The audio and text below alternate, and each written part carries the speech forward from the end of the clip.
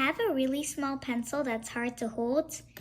Today I have the solution for that. Here's the things you'll need. You'll need a small pencil,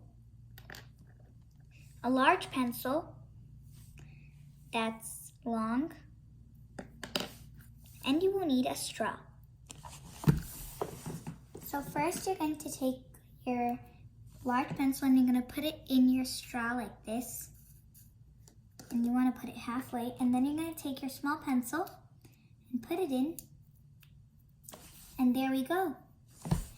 Now the reason I have this big pencil is so I have kind of a hole instead of just like a hollow straw.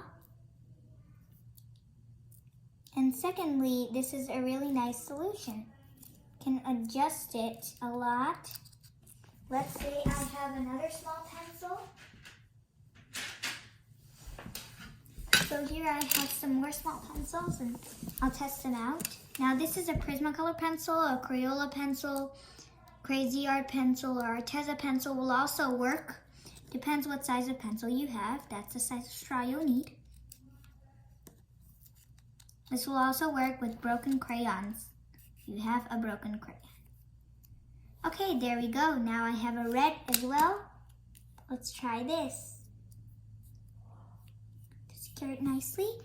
And now I have this peach skin tone color as well. Let's try it with the orange, which is super small. That's nice. Now I have a large orange as well. Now if you can see, I'm using a hard straw. You can use any type, design, or color of straw you want.